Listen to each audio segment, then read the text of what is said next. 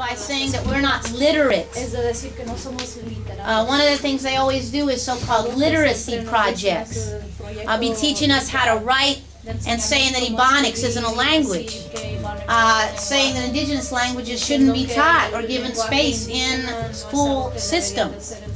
We don't buy any of that shit. Matter of fact, we don't even buy the notion of literacy in the first place. And so we were really excited that our sister Madi introduced us to this cat who's got this language reclamation project going on. And that said, take it away, brother. Nataswis Hartman. My name is Hartman.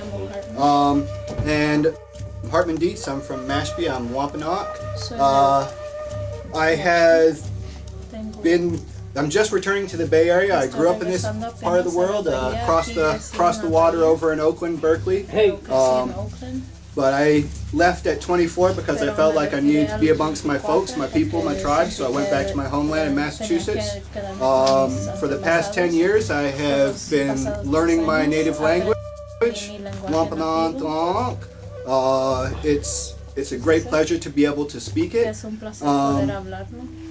About 20 years ago, a woman, Jessie Littledoe, began to look into trying to revitalize our language. At that point, there was about 4 or 5 people that spoke some broken Wampanoag, phrases, words, nothing complete. Everyone told her that this could not be done. It was impossible. Give up. It's worthless. But we were great, had a great fortune of being, well, it was not such a great fortune at the time, but as it turned out later in years, we were lucky to be some of the first people contacted by the Europeans, because at that point in time they still believed that the best thing that they could do with indigenous people was to teach us to read and write so we could learn the Bible. And one of the first books printed in America was the Bible translated into Wampanoag. And the whole Bible was translated, and we have about twice that volume of information in the form of wills, deeds, letters of complaint, and personal correspondence between Wampanoag people. After about 40 years of the English people being in New England, Wampanoag's literacy rate in the Wampanoag language surpassed English literacy rate in the English language. So we became a very literate people. Very quickly, we recognized the use of these tools as a means to communicate with one another, and we took them those tools into ourselves and became very productive. However, then we started writing down deeds and land transfers between sachems. And they quickly started passing laws against teaching Indians to read and write. This was the process with our language. It has come back. There's a number of young kids, the oldest being May Alice, my teacher Jessie's daughter, who's 4 years old now, and her first language was Wampanoag growing up. She's an English speaker as well now, and speaking more of it as time goes on, unfortunately. But there's a number of young kids their first words have been in Wampanoag, and that's the first time in many, many years that that's happened, and that's a great blessing to see come to fruition. As well, I'd like to just say a little bit about this project beyond linguistics. There's so much value that comes from language as far as an understanding of a worldview, of a people, of our relationship with everything around us, with one another, that comes out of a language. It's such a way to learn a complete thing of a culture. Is so much through the language. So we're really blessed with a real cultural revival with this language project, beyond just having a class and words to speak to each other, but as well the whole revival of the ability to communicate thoughts and ideas in a way that you can't in English, or having to find your way around these ideas that are in English. There's an emphasis on family and community and connection. You can't speak of mother in Wampanoag alone. You have to say, my mother, your mother, his or her mother, because you can't be a mother to somebody. You can't be a mother without being a mother to somebody. You can't be a father without being a father to somebody, or a son, or a friend, or even an enemy. These are all community terms where you have to, the relationship and the other side of that relationship is also emphasized. English is constantly I. Capitalize the I. Put I first. You know, this is the emphasis on the self, on the first person, and it's, you know, there's little tidbits like that, and they're all through it. You know, so this has been a great thing, but as well, we've also had to face challenges not only from the, you know, the dominant school system, the television, the radio, you know, the educational institutions that tell us it's not a worthwhile endeavor, that it can't be done, but also even our own tribal governments.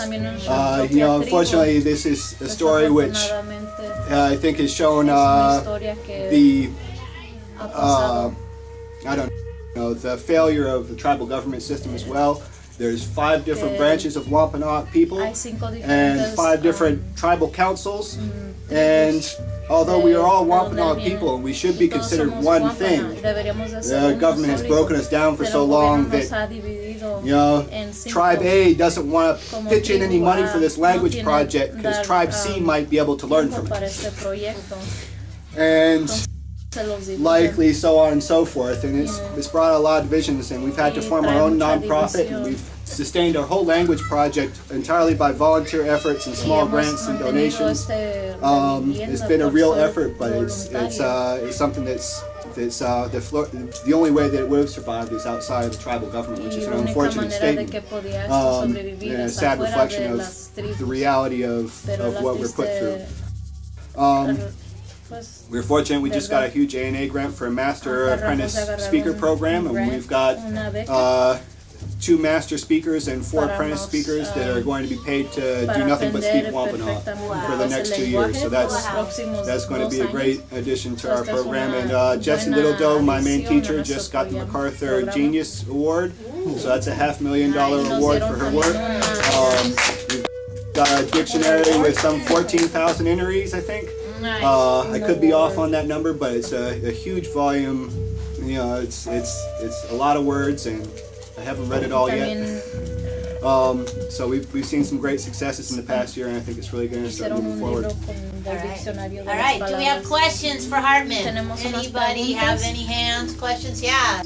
2 things. Yeah. So the problems that our brother here is talking about with tribal councils, just a few, are because of the Indian Reorganization Act. We call them IRA governments. Yeah. This is what we're referring to, and that's when basically the United States went to all the different Indian tribes and said, your traditional tribal governments are worthless, you have to model your tribal governments after our government, and then they establish Indian Reorganization Act governments, and these are the ones that divided up our peoples and created these tribal councils, like the ones that our brother here's talking about, and there are always problems. There's always problems between the IRA governments and the traditional governments that operate in old ways.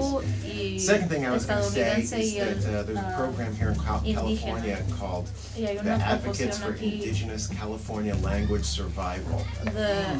AICLS, Advocates for Indigenous California Language Survival. And the whole project is built around going to Native communities whose language, many of whose languages have been extinct for decades, and actually creating programs to systematically bring these languages back. Or if there's only a few people, create ways to systematically bring these languages back. And they've been doing what they've been doing for years, and they have so many models, you know, successful models for doing exactly what your people are doing.